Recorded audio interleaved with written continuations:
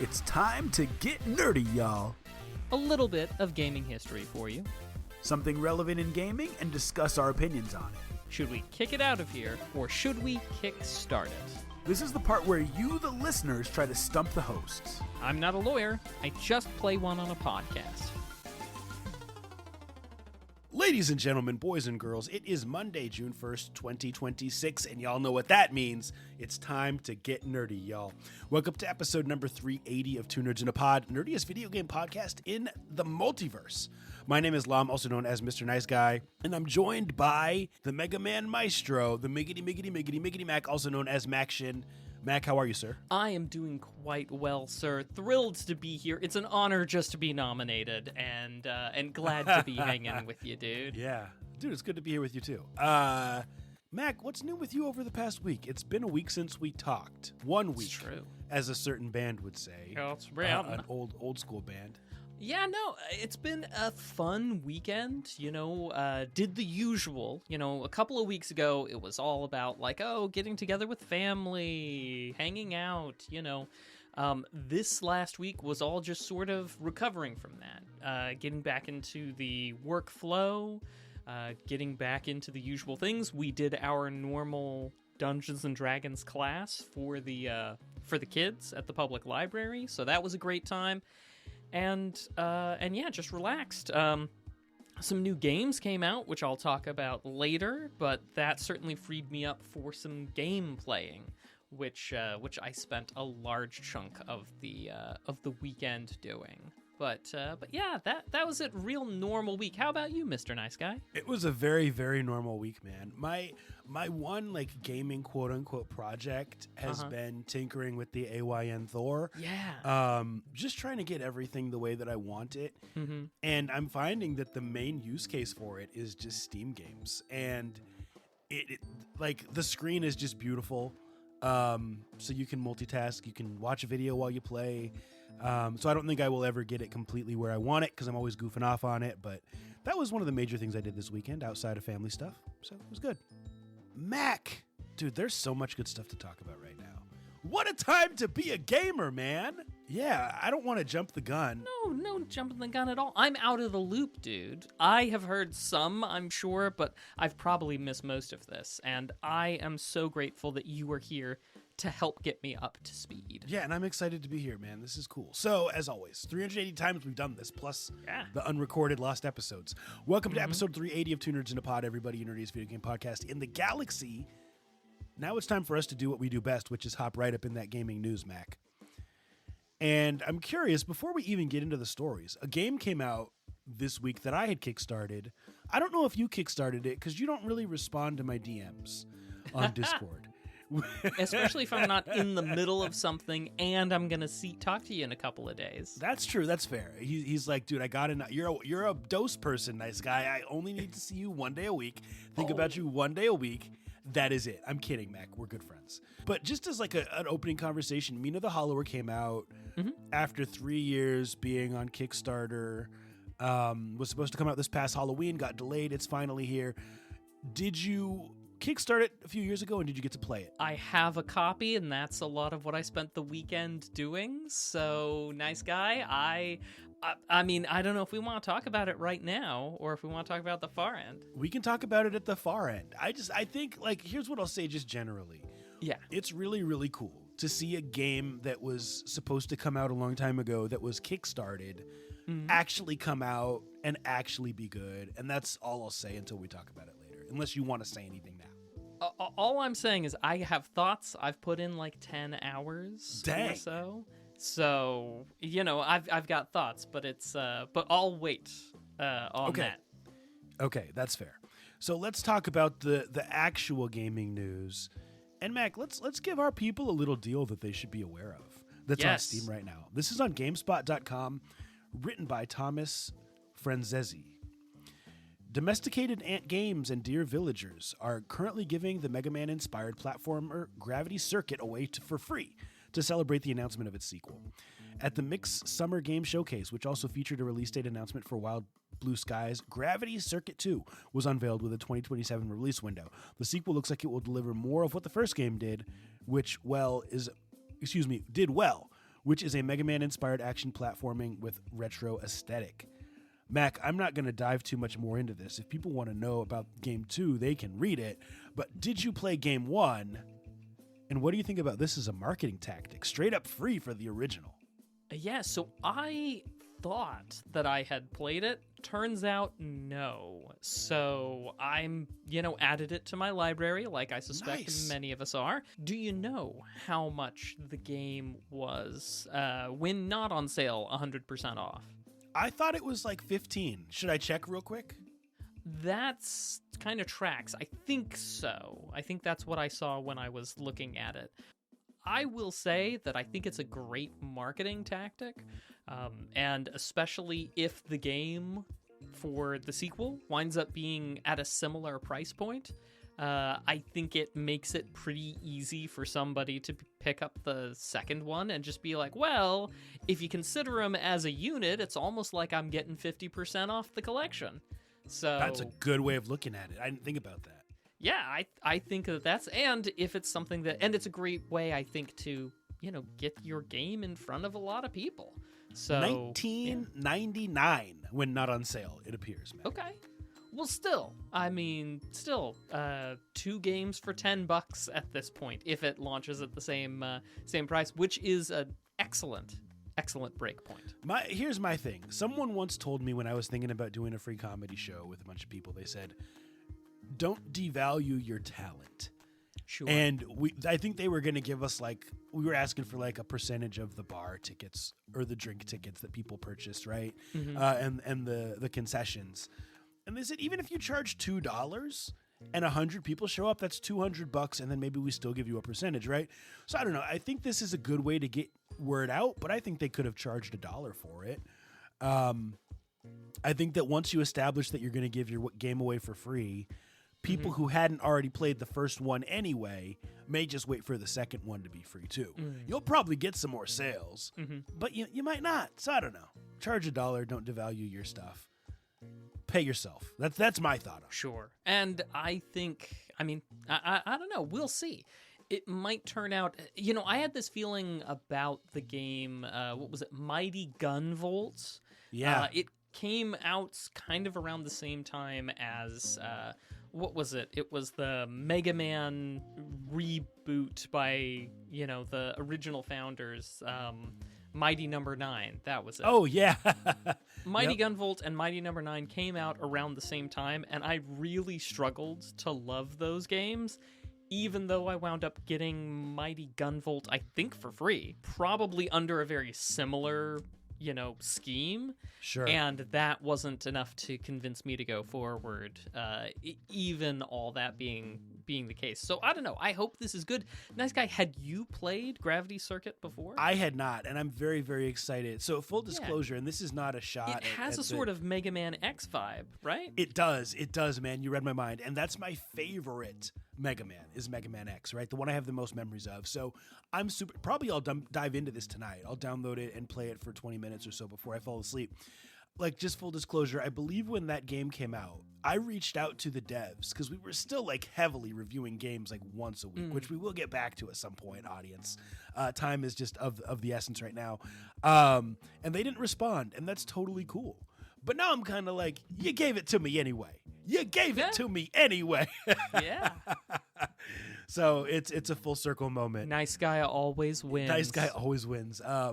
But shout out to them. If you think this is a good game, go download it. If you like Mega Man, you'll probably like this game. Mac, let's dive into a more discussion-heavy news story. This is on PCGamer.com about Valve. Written by Andy Chake. Here is what it says. Back in 2023, a court ordered Valve chief Gabe Newell to testify in person in the long-running antitrust suit filed by Wolfire Games in 2021. A new report by Bloomberg runs down some of what Newell had to say during that testimony, including a denial that Steam holds any kind of monopoly on PC gaming or is an overly dominant force. Quote, customers have enormous choice about where they purchase their games, Newell testified, including whether they buy the game on an Xbox, whether they buy it on Steam, whether they buy it on Epic Games Store, or whether they buy it directly from software developers. Newell also denied, and this is super important, Mac, the existence of an alleged unwritten rule that prevents developers from offering their games at lower prices on non-Steam storefronts. That's one of the central complaints behind Wolfire's lawsuit. Founder David Rosen said in 2021 that when he asked Valve about offering his studio's game Overgrowth at a reduced price on other stores, they replied that they would remove Overgrowth from Steam if I allowed it to be sold at a lower price anywhere, even from my own website, without Steam keys and without Steam's DRM. That's where I want to start. Okay. Because Newell is disagreeing with this. Sure. But someone else is saying that it's true. Mm-hmm. If this is true, that Steam is gouging people like this, taking advantage of devs, does it change your view of them as a company? Nice guy. Let me open with this. Companies, not your friend. It's not Valve, even though Valve has been playing pretty nice for the most part. GOG, Epic, you name it, Nintendo, none of them are your friend. They are there to get some money out of you, and maybe, they'll tell some cool stories along the way. But at the end of the day, when these, things come in conflict, they are not choosing you. They are not choosing your video games.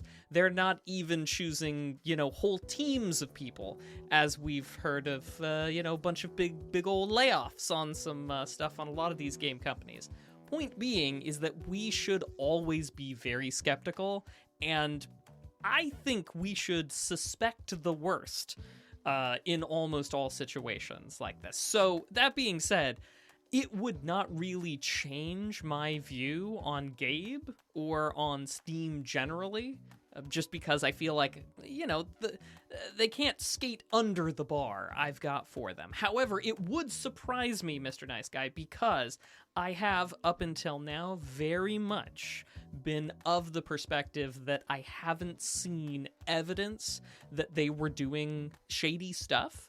And so until I get that evidence, I'm like, I don't know. Now, I will say, though, I feel as though you can buy some games, and maybe this might not be true of all of them, but I know that you can buy some games on Steam as well as on GOG, Good Old Games, and the ones offered on Good Old Games are DRM free, and that's their whole thing.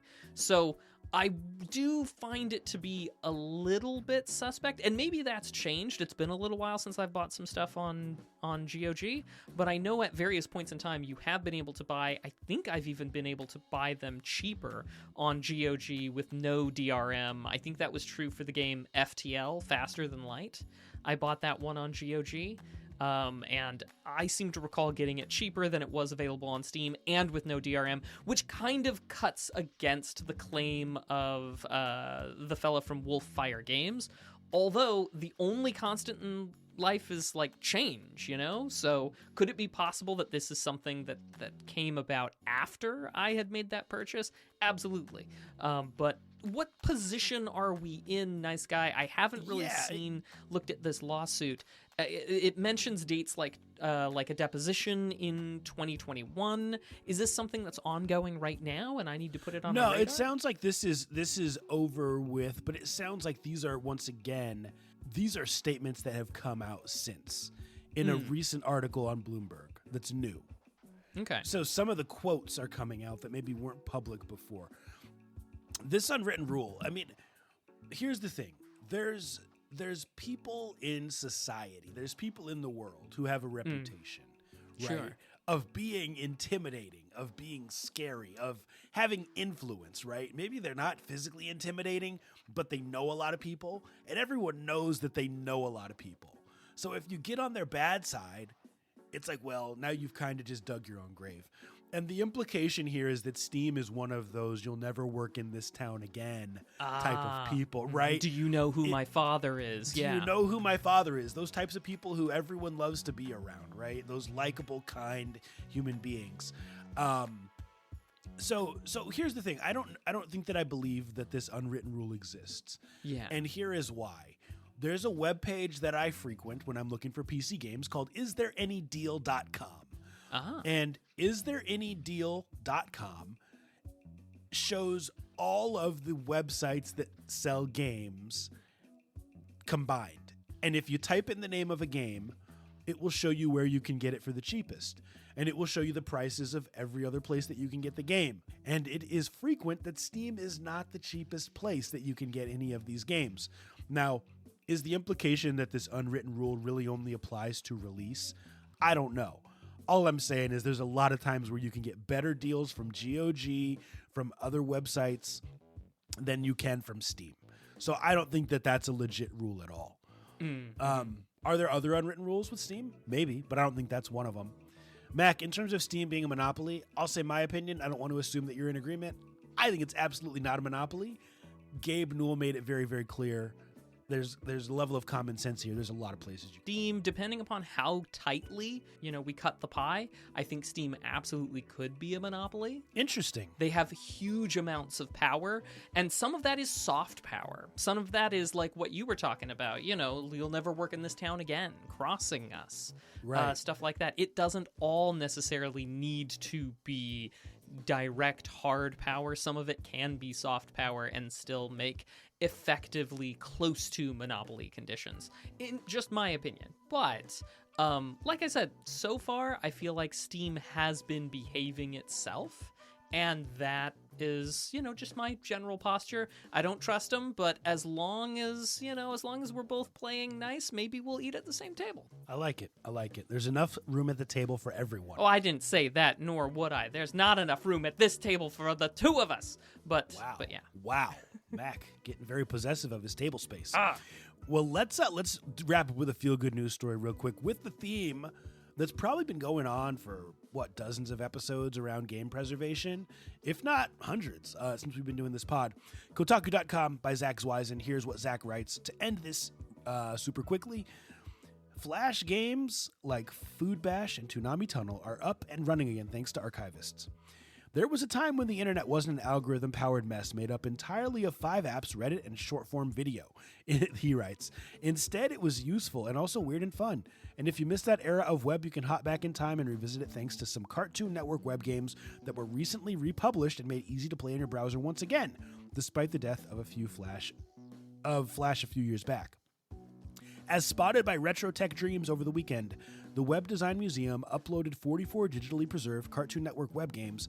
These Flash games were released between 2001 and 2015 and include a mix of puzzle, action, and light platforming. You'll find games starring classic characters like Scooby-Doo, Tom and Jerry, as well as some later era Flash games like Sonic and featuring Sonic and Annoying Orange. Mac, to me, this is a bigger deal than people will probably ever realize. Because when we think of games being lost, we think of cartridge-based games, we think of games that were not completed. I think that a lot of these browser games and internet-only games that you could play for free when you're supposed to be studying, forgotten to time. I'm excited about this. Yeah, no, that's fantastic. And just because I think most of you don't have an eidetic memory, and plenty of you have not listened to the old episodes, back in 2016 or so, in the early episodes of this show, Lom is on record as saying about how he was sad about Flash going away because that's so many video games. So, this man here has been sounding the call about these lost annals of video gaming for a while. I'm thrilled to see some more of them back, dude. This is fantastic news. Yeah, even if they're not ones that I was into, it's just cool to see these games being preserved for those who were and for those who want to discover them now. Absolutely. And I wouldn't have suspected that. My understanding is that a lot of these games have, licensing issues or something like that. We're talking Scooby-Doo. That's a licensed property and things like that. Were these reissued by Cartoon Network? No, it sounds like it was that museum. It was, the Video Game Archival Museum? Let me scroll back up. The Web Design Museum uploaded 44 digitally preserved Cartoon Network web games. Fantastic. So maybe they got permission, maybe they didn't. I'm sure we'll find out soon enough. Hey, if they did not get permission, I just want to say to Cartoon Network, just be cool, man. Just be cool. Just be cool, okay? But if they did get permission, Cartoon Network, thanks for being cool, man. Favorite Cartoon Network cartoon, Mac? Mine, probably Dexter's Lab, one of my favorites. There's so many, though. Do you have a favorite, or was that not your thing? Sadly, Cartoon Network was not my thing. My favorite cartoon was definitely Batman the Animated Series. So good. But yeah, I didn't really have much Cartoon Network experience, sadly. All good. Batman, amazing. That's been our news for the week. All right, well, now let's take a little look into the past with some very, very cool things. Nice guy, I'm actually going to be focusing for a bit in the 1980s, shockingly, with this last week in years before. Something in 1986 released for the Famicom Disk System. Yes, we're going all the way to Japan Love for it. Super Mario Bros. 2, The Lost Levels. So, those of you who were around for a little bit, in the early, or I should say in the late 1980s, we had just experienced the original Super Mario Brothers here in the United States. It was crazy. It was everywhere. And if you happened to be really into the magazines, into the gaming scene at that time, you had probably seen some stills shared about Super Mario Bros. 2, what we would call the Lost Levels eventually. It was something that didn't really come across to the United States shores. But it was something we had heard about, that there were more Mario levels in Japan, and we were expectantly awaiting. When we got Super Mario Bros. 2, we got a game that was a reskin of a completely different game, and was given to us in Super Mario Bros. 2, the 4 characters that you select, you know, the thing, the picking up turnips out of the ground, you know the one. But Super Mario Bros. 2 didn't make its way across because Howard Phillips, who was the Nintendo of America man who evaluated games, said that Super Mario Bros. 2 was beyond Nintendo hard. And I'll quote him, "This game is beyond Nintendo hard. Few games were more stymieing. Not having fun is bad when you're a company that's selling fun." End quote. And for all those reasons and more, we didn't get Super Mario Bros. 2 Lost Levels until we got it about 7 years later with, I believe, the Super Mario Bros. All-Stars collection that they released for the Super Nintendo. So many memories. I know, but like, it's crazy. I mean, I can kind of understand where he was coming from, but at the same time, you know, kind of wild that one dude, Howard Phillips, was just like, nah, too hard. Americans aren't gonna go for that. I don't know, Nice Guy, do you think he called that right, or do you think he didn't give us Americans enough credit? In terms of the difficulty of the game, you know, it's interesting because when you look at it now, Kaizo levels, a huge thing. Mm-hmm. Now, granted, back then streaming was not a thing, and I feel like a lot of people are into those games because they rage and, you know, they overreact. But I think he didn't give us enough credit. I think he really didn't. We have TV shows where we hurt ourselves on purpose. Yep. Right? Yeah, I'm inclined to agree with you. Well, let's fast forward just a couple more years to 1998. Nice Guy, if I told you that there was a woman whose name you've never heard before but was absolutely instrumental in Nintendo of America's foothold in the United States, named Gale Tilden. Ever heard of her before? I have not. No, tell me more. Heck yes, see, I was right. You had never heard of her before. Gale Tilden, right? Back in 1983, she joins Nintendo of America, and about 2 months after becoming part of the advertising team, she's just hired on as an advertiser. Nothing really more, but she gets promoted up to advertising manager. Keep in mind, this is 1983. This is a tough time for video games. After all, we've got the notable video game crash of 1983, where a lot of places are closing up shop, and she goes from being just an advertiser on the team to being the manager of advertising for Nintendo of America. For a little bit of extra context, she comes on right as everything was falling apart in 83, starts crushing it. Obviously, she had an outsized impact in the early marketing for Nintendo of America, from advertising, from deciding to hold off on the release of the NES. As we know, they had teased some earlier samples of the Nintendo Entertainment System, putting it out there as sort of more game console-y, but she was just like, no, guys, if we're going to get this thing to launch, we really need to pivot it and make it seem more like a home entertainment system. over here in the US, we we doing VCRs and Betamax. Can we get the Famicom to look more like that? All these early decision changes. Even the decision to do the New York launch first, to really start that. And also, this lady was here. She's like the Forrest Gump of Nintendo. Every pivotal moment, she's standing there. In a lot of cases, she's the one calling the shots. How is that like Forrest Gump? Oh, you've seen Forrest Gump, right? I've seen Forrest Gump. Yeah. Was he calling the shots? No, he was just there for everything. He's there, Nixon, all those things, all those historical bits. He's always there in the background. But she, unlike just that, is not only there, but is also calling a lot of the shots. Now, also, while Howard Phillips, mentioned him a few minutes ago, was working on getting the Nintendo tip line off of the ground, she was the one who was starting up the Nintendo Fan Club newsletter that becomes so popular with more than 500,000 subscribers that they had to shut that down because the costs were rapidly outpacing it, but it gave them the launch for the Nintendo Power magazine in 1988. All the work that she had put into the Nintendo Fan Club newsletter, and Nintendo Power magazine launches in 1998, which also, in addition to her starting the Nintendo Power magazine, she was the editor-in-chief for the first few years.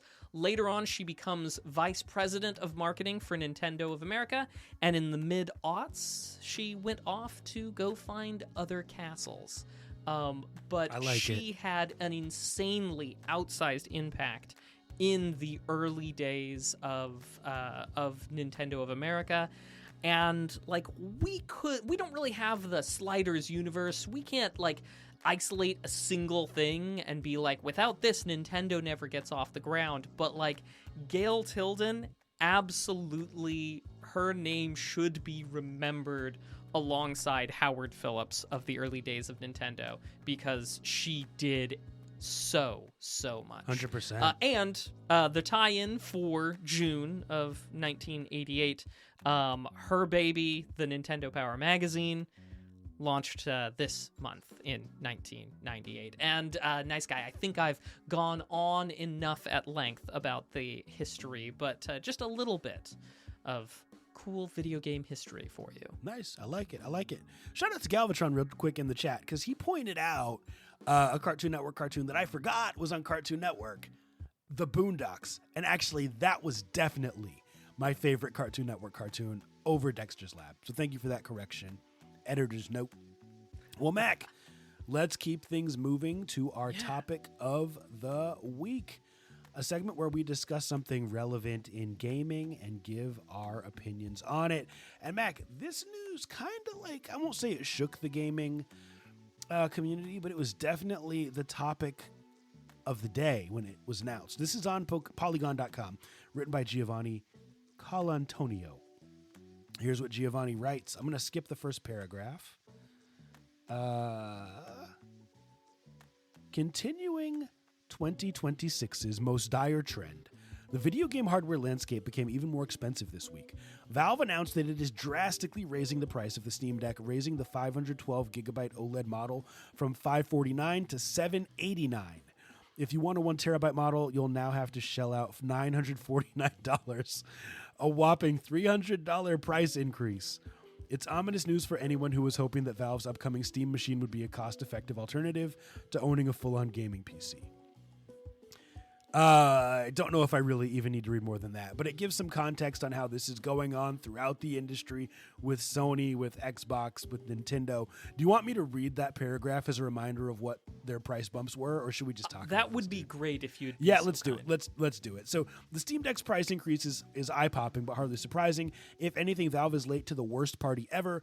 Xbox kicked things off last year by raising the price of all Series S and Series X models, bringing the standard Series X disk drive included up to $650. I believe it was $499 before.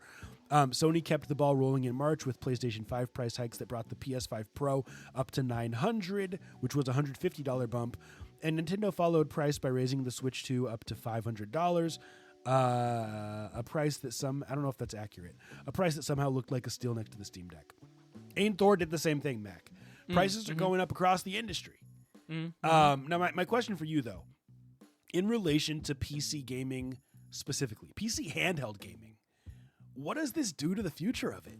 $949 for the 1 terabyte model. I mean, where to even go? Like, on the one hand, if you are the type of company that was waiting to spring their device out because but we're holding back because the Steam Deck was just so much more affordable, I guess you've got your opening. Right.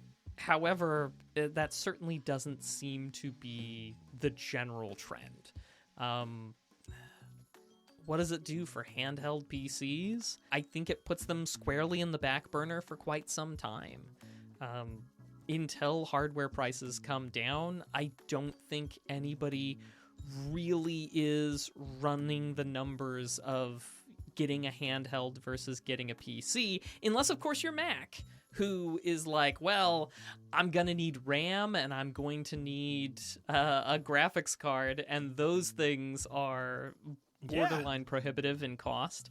So, I mean, maybe I am underestimating just how much GPUs, CPUs, and RAM have increased. I know storage has gotten pretty crazy. So I don't know. Maybe it will stay competitive, but this feels like a lowering tide is not really raising all the boats. You know what I mean? They might all be staying on top of the water, but I don't know.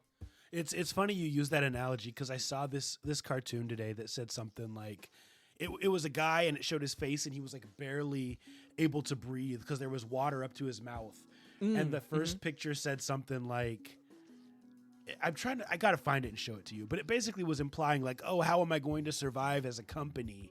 Yeah. And then it showed a next picture where the guy was actually just like sitting at the bottom of a pool, like completely okay. And his mouth was just sticking out. And it was like, oh, by raising my prices or something like that. Yeah, I have seen that image meme in a bunch of different contexts, but a perfect usage. So here's the thing about PC gaming. It was an alternative in my mind to people who didn't have the means or didn't want to use the means to build a really new PC. It was basically saying, hey, when did the Steam Deck come out? Like 2021, 2022? Whenever it came out, it was saying, this is something that can play just about everything and a lot of AAA stuff for a fraction of the price, and it is portable. Now it's saying you can still get it portable, but you might as well just build something. And by the way, that thing that you thought was going to cost $1,000 is probably going to be at least $1,300. That Steam machine. Even if someone is able to make a product more cheaply because they're buying in bulk, because they're cutting a few corners, they're not going to really be able to come out and price it so much below the market and be taken seriously. So I think that, to me, that's the biggest challenge with what Steam is doing as one of the most beloved companies in gaming, I think. Yeah. I mean, it certainly is sobering because, I think I speak for both of us. I think I speak for almost all of us as gamers. The most important thing is for us to engage in our hobby and experience the art. And increased hardware, you gotta... That's the price of entry into the hobby. And if that's the price of entry, then you've got to cut your own corners somewhere else. And that means you're cutting on software. I feel like that leads to less games being purchased, and a harder time, a tightening of the wallets at game developers. The thing that really frustrates me is I believe the Steam Deck was out of stock for quite a while. Before this, and now they suddenly have stock. Now, you can fact check me, I might be wrong about that, but what would have really made sense was to sell existing inventory for the price that it was made at. And I get it, you're a business, right? They chose not to do that. I believe it's still selling out. Mac, let me ask you one more question and then let's move on from this. What do you think that this does for the timeline of the Steam Deck 2? I think we were always bound to be waiting for the Steam Deck 2 until well after the Steam machine. Okay, fair. Like considerably multiple years. But honestly, the calculus that people are making of whether or not to get a computer or get a handheld computer, if the price isn't going to be lower for them, people will just go with the non-portable option. The portability is a convenience. And, you know, as convenient and fun as it is at heart a convenience. And I think they will probably seek to delay it even farther until they can hopefully get the prices down so that it is more of an impulsive buy. It's something you can, maybe buy one of for someone you love without thinking too hard about the purchase price. The thing that's so puzzling to me, and I gotta end with this because this is to me, their goal should be to not cannibalize their own audience. Like, let's look at average household income in the U.S. Let's look at what the average adult spends on their hobbies. The average adult is not going to be able to buy a Steam Deck at this increased price, and then also buy the Steam machine, and then also buy the new VR headset that they've just come out with.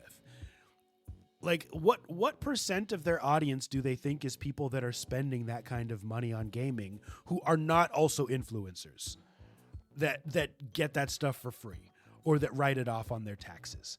So to me, having all this stuff release close together and then also bumping up the price of the Steam Deck means that your person who just bought a Steam Deck now doesn't have money to buy the Steam machine and also doesn't have money to buy the VR headset, which means that those things may not do as well as you thought they were going to, and also push back the Steam Deck 2 as others come out with incremental improvements over your original Steam Deck at potentially a more affordable price.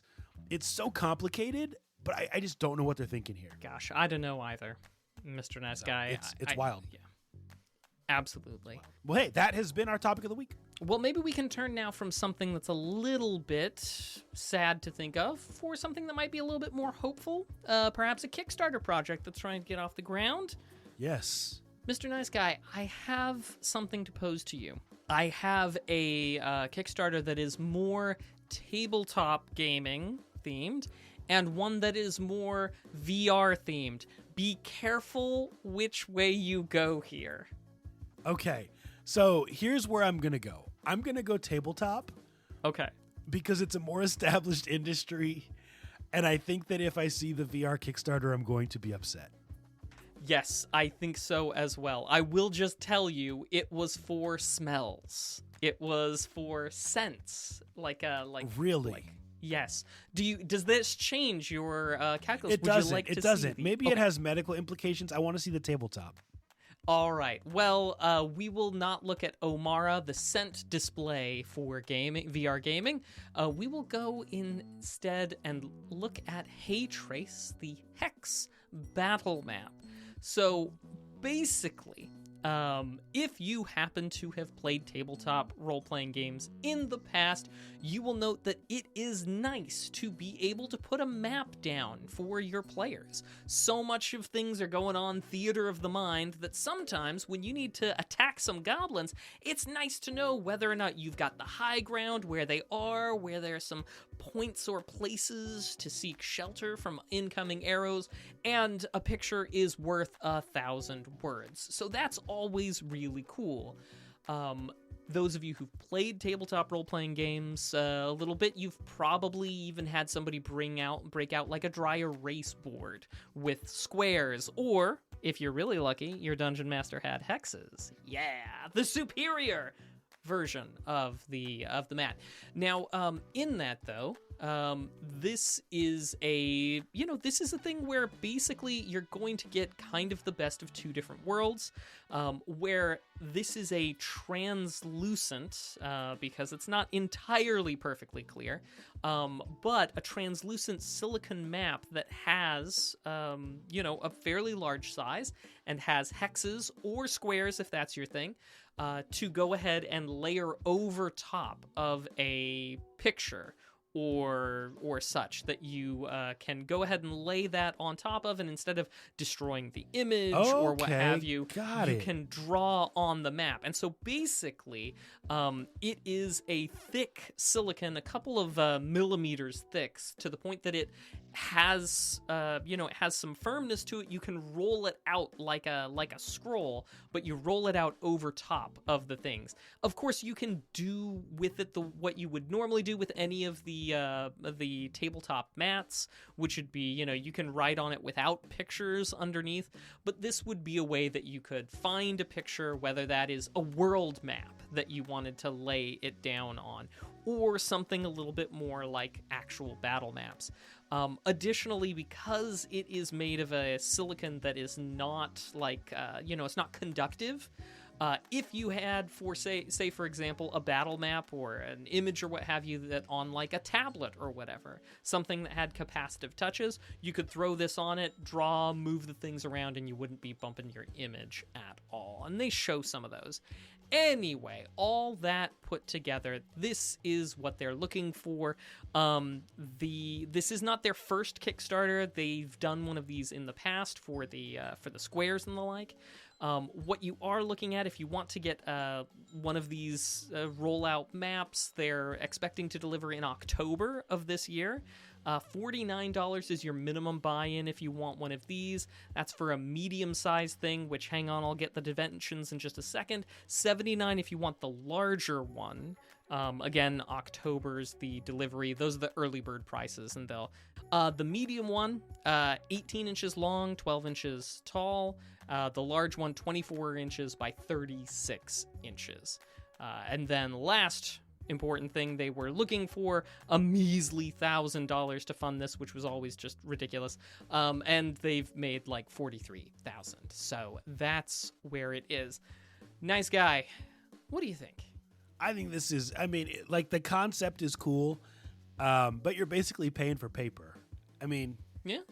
I don't see the brilliance behind this. Mm-hmm. I do think that they did something that's important in business, which is finding a solution to a problem. I also kind of feel like they're creating a problem that not a lot of people are having, where they're saying, man, I got this thing and now I want to turn it into a map. If only I could draw on it. I don't know how much that comes up. You'd have to tell me, as someone who does tabletop way more than I do. It comes up relatively frequently. There are a lot of people who like to draw maps of fantasy things. It's a pretty big community. But throwing a grid on something, not that much harder than printing it off yourself. You beat me to it. Yeah, no, 100%. And nice guy. Actually, let me throw another one at you. This is something that rolls up, right?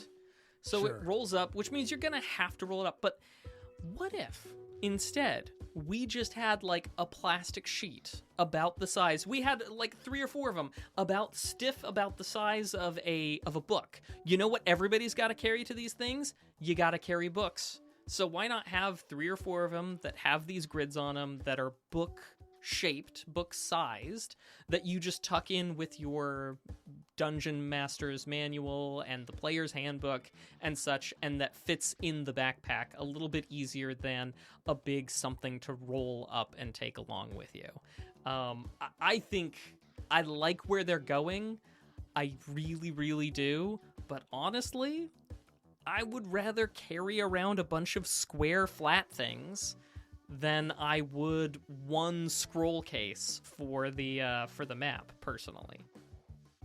Yeah, I don't know. And once again, do you feel like this has the potential to ruin immersion? Not just because putting this over the top of a map kind of dampens the colors and makes it not as cool, but also because Are the hexes always going to be in proportion with the map that you're using? Is one step, or let's call it 7 steps in a turn, going to have me going way too far? Yeah. So that's the one thing. As somebody who's done this sort of thing a little bit on a lot of virtual tabletop things, you will have to like resize, because if you're talking GURPS, a hex is a meter / a yard if you're in the US, and of course if you're playing D&D, a square is 5 feet. So I think those people who are already going to be doing this or using this are probably already have a mind for what they're going to be doing with it and how they will need to resize maps. But I don't think it will be. I don't think it'll be an insurmountable thing. I think it'll just be a cool thing that you can add on. I think the novelty might wear off a little bit. Dude, I saw this and I was like, heck yes, I'm buying one today. And then I took a beat, I took the night, I slept on it, and I thought, yes. I can just get this. And believe it or not, there is a product with those flat sheets that have hex maps on them. They're about the size of the player's handbook. You can get 4 of them for like $20. And that's, in my opinion, more than enough for this type of use that fits way more conveniently. Just this guy's take. I'll cut to the chase. I think this gets kicked. Same. We see too many Kickstarters of things that could just be 3D printed. So if you ever see that, and it's not much more expensive to just buy a 3D printer compared to kickstarting something, just buy the 3D printer and create your own stuff, and you'll have it paying for itself in no time. This, to me, is a cool idea, but not something that's really needed.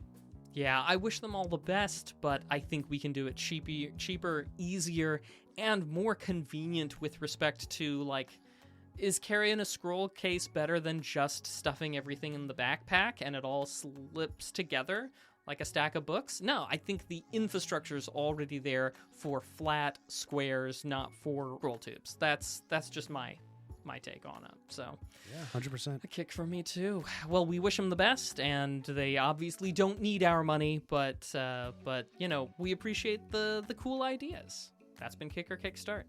100%. And let's keep things moving with Nerd Flex. A woo-hoo. A segment where you, the viewers, try to stump the host. Sometimes you do, sometimes you don't. Mac, we got a test bank of questions ready to go. And if anyone has one here live, feel free to type it in the chat. Mac and I will use nothing but our noggins to try to answer your gaming-related question. Mac, here is the first question.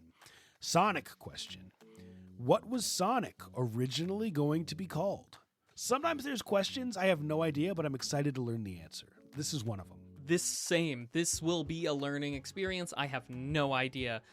What was Sonic's original name going to be? I'm going to go Hedgehog as a guess, but let's see. Mr. Needlemouse, no way. What a weird name. Mr. Needlemouse. That's real cool. You know, I can see it. Because his hair kind of looks like needles, I guess. Well, let's get question number 2 pulled up. This is a Zelda question, Mac. Okay. How many gold Skulltulas are there in Hyrule? Oh. How many gold Skulltulas are there in Hyrule? Which game is that from? Let's start That there. would be from Ocarina of Time, if I'm not very much mistaken. I believe you are correct. Shoot. Gosh. 28 is the number that is coming to mind. No idea, but 28 feels right to me. I am going to go 33. Not just a Price is Right you. But I feel like that's something. Can I change to $1? No, I'll stick with 28. You can go 34 if you want. All right, 28 and 33. Let's see what we got. What? It says there is 1 gold Skulltula. I'm not sure I know what to make of that. Yeah, me neither. I'm going to look it up later. Yeah. Well, let's get our third question going. We just had another Sonic one come up. We'll go with it. Gotta go fast. Yeah, that's right. How many characters did the player control simultaneously in Sonic Heroes? I know this. Okay. So in Sonic Heroes, you're always walking with a squad of 3. However, you only control 1 at a time, and you swap them out. So I think this one's trying to be tricksy. Okay. Well, I'm going to go 2, just because I feel like that's the most that I could really focus on at one time. But let's see what the answer is. Yeah, it's actually 3 characters, Mac. So I think it comes down to the definition of control. I think so. I agree. I would say that you're only ever controlling one. But yes, I will, I don't know, maybe partial credit because I think you're right. But like, yeah, you've got your squad of 3 that you can swap in between. But really, you're only really doing one at once. It's been a minute since we went 0 for 3. So proof that this is not rigged. It's true. That has been that's been Nerdflex. All right. Well, now we turn to a little bit of legalese. Legalese. Mr. Nice Guy, you know full well that I am not a lawyer. As does our audience, of course. But the law does shape the way that we experience our video games, and it looks like it will shape the future. What? So, in previous episodes, Mr. Nice Guy, we've talked about game preservation. Like you said, it's a theme. It's something we find important. We talked last time about the text of Assembly Bill 1921, also called the Protect Our Games Act in California. It has passed its vote in the California Assembly with one small adjustment as it completed its vote there. The change was a specific line that originally read, quote, "The following shall apply only to a digital game available for purchase on or after January 1st, 2027. The change was to change it to, "The following shall apply only to a digital game first available for purchase or released for purchase after January 1st, 2027. Interesting. As opposed to all those things that we talked about last time in legalese being applicable to video games that were currently for sale in any respect by the developers and publishers. Now it will be only for video games going forward. I mean, let me say one more thing about the path of this bill. The next step for AB 1921 is to go to the California Senate, where it needs 21 out of 40 votes to pass, and then be signed into law by California's governor. And then at that point in time, any game company that sells video games in the state of California will be required to offer those 3 options. Well, first, you will have to let people know about, when you're going to terminate the game, and you have to offer them a patch to let their game work, additional downloads for things if it needs a server or otherwise for it to work, or a refund of the price that particular customer paid for it. And that will be the requirement going forward, if this makes it the rest of the way. So yeah, that is what the future might very well be looking like. But Nice Guy, I know that I am a little bit of a radical. I'm a little bit crazy. The Stop Killing Games people had always been saying this should and will apply to only future games. We're not trying to get this to apply to the past games. Oh, of course, right. They were always saying that. That's admirable.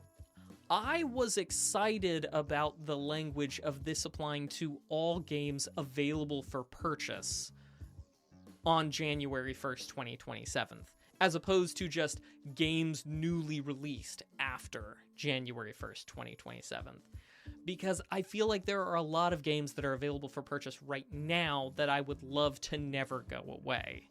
Oh, sure. As opposed to just the games in the future that I haven't gotten a chance to fall in love with yet. Yeah. So this is very bittersweet for me. I think as an overall, like, I would rather the future be brighter for the software, for the video games. If that's the sacrifice that needs to be made. But I have to admit, Nice Guy, I'm a little sad that we lost that bit. And again, I know I'm a revolutionary, I'm a radical. I mean, it's just not feasible to retroactively make people go back and bring back games that have been taken down, right? They'll be like, wait, what? The director who directed this game is dead. Like, you know what I mean? Like, it's just not realistic to expect that of people. But what will happen, this is what I suspect. Mm-hmm.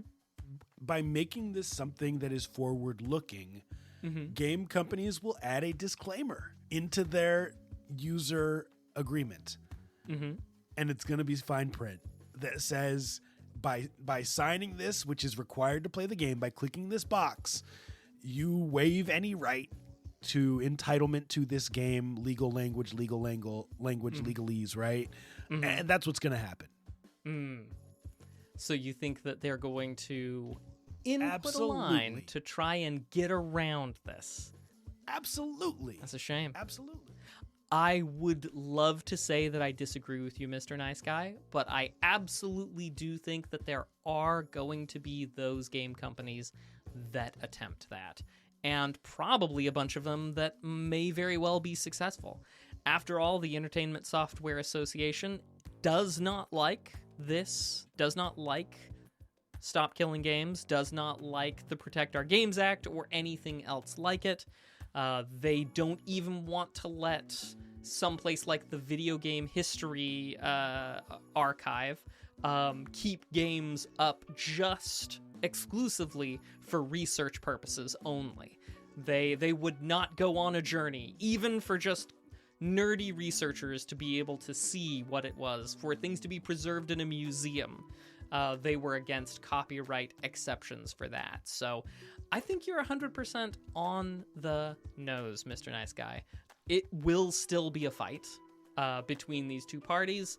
It's definitely not over. But the future is looking like maybe there might be a little bit more games in the future. I hope so. Even if there's some more EULAs. We'll keep you updated as we have more developments on Assembly Bill 1921 or any other Stop Killing Games things. Kind of a bit of a hobby horse for me. But then again, aren't all the video games? That's been legalese for us. Awesome. Well, Mac, we have to take like at least 5 minutes for this last segment called What We've Been Watching and What We've Been Playing, where we talk about the cool, nerdy stuff we've been into across all platforms. If you've been listening for a while, you know how this works. Let us know in the chat what you're into or hit us up otherwise. Mac, what you been watching and playing the past couple weeks, dude? I've been watching Taskmaster, enjoying that, and not that much else. I've been playing Mina the Hollower and a little bit of Subnautica 1. Nice Guy, what about you? Oh, man. So I haven't watched a ton. I've been researching one of my new hobbies, which I'm not quite ready to dive into yet on the pod, but I have been playing Mina the Hollower also. And let's just talk about Mina the Hollower. Let's do it. So what are your thoughts? I asked you at the top of the show. You wanted to wait. What do you got? How do you feel about difficulty in Mina the Hollower, dude? Yeah, I knew that was going to be the first question. It was what I was going to ask you, but I wanted to be open-ended at first. Yeah. I think it is too difficult. Agreed. In the early game. Yeah. Because so part of the reason I kickstarted this is because it's made by Yacht Club Games that made Shovel Knight. Mm-hmm. And I knew it was not going to be a bad game, and I knew it was going to come out. They have a reputation to uphold, and they are reputable. And we knew it wasn't going to be easy. No, I didn't think it'd be easy. But, to wander around and to die so quickly. And then one of the things about this game, much like Shovel Knight, is that when you die, you can backtrack and re-get your stuff. Yeah. Re-obtain your loot. But you just don't have the health. You don't have the weapons. You don't have the defense early game to and backtrack you don't have the without it being frustrating. maneuverability. I mean, even with the burrow, it is rough. What weapon did you go for to start? I went with the not the swords, not the hammer, the other one. The whip? The whip, yeah. Yeah, same. I mean, it just felt right. But it very much felt like I didn't have the movement capability in order to deal with the enemies that I was dealing with, anytime you had an enemy that they much more freely attack, not in four directions, cardinal directions, but you are very limited to those sorts of things. And I just need to get good. I recognize that. Well, so here's the thing. Yeah. First of all, for I think we paid $20 to kickstart. Mm-hmm. The game is $20. So, I've said my thoughts on that many times. I think it's silly. Unless DLC comes out and we get it for free, we all should have just waited 3 years for the game to come out. There's a point where the world kind of opens up, where you get past that first boss. You go into like a castle area, and you come out and the world's open. It's overwhelming to me. there's way too many places to go. There's way too many people to talk to. And I like that. I know I'm going to get my $20 worth, but just give me the map in the beginning. Don't make me play this game of backtracking and trying to remember in a world this big. Nice guy. About 8 hours in was when I finally realized I had missed the person in town who was going to sell me the map. I only know there's a map because I saw a spoiler online that said, by the way, you can get a map. Yeah. The map is a map that sits, at least so far, sits in a spot in your little hollow that you can reference, but it's not a map you, like, open up. Nonsense. I will say, Mr. Nice Guy, that I managed to beat 1 or 2. I managed to beat 2 bosses, and then I got done with the second boss. I wanted to see what the, like, assist mode options were, and it shut down achievements for my save. That's unbelievable. I can make a new save, and I'll be able to get achievements on it. But it was at that point where I'm just like, okay, well, fine. And so I put on a bunch of, you know, other options that I wanted specifically to make it a little bit easier. And it absolutely changed how much I was enjoying the game. I was getting very frustrated. There is, however, if I were giving some advice to Yacht Club Games on not making it super easy, but giving people a little bit of an edge, there are a couple of trinkets that you can equip that massively improve the experience for people like us who are a bit spongy. One of them is it's got a cooldown timer, but like you take damage and then a little spirit will pop up where you got hit and it'll give you just little bits of health back as long as you're close to it. So you can kind of turtle up next to this thing and get probably, you know, 50 to 75% of the health back that you lost from that hit, as long as you can kind of hold your ground near it. Anyway, just a bunch of little things that I think could improve it, but I really felt like that difficulty was just too hard, and I think I'm nearly done with the game on this save that I can't get achievements on, and then we'll see how interested I am in going back and playing in order to get the achievements. I don't know, man. How hard would it have been to put a warning that says, hey, if you turn these on, your achievements No, to be fair, there is a warning. Oh, there is. Absolutely is. Yeah, it's not like they did not warn me. I just pressed the wrong dang button. And really there is nobody to blame but myself. Oh well. That's been my experience so far. I'm loving it, but honestly, turning on those features to make it easier is what has made me really enjoy and appreciate the game, rather than just being angry. And this is coming from a person whose favorite video game is Mega Man 2, okay? Yeah, I get it. That's all I'm saying. I get it. Thank you for tuning in, everyone, to Two Nerds in a Pod, episode number 380. Play Mina the Hollower if you like punishingly tough games. Download Gravity Circuit if you like free games. Yes. And if you miss Splinter Cell, play 007. I heard it's amazing. I'm going to play it soon. Keep it nerdy, y'all. Be excellent to each other. Video games are art. We love y'all. See ya. Bye.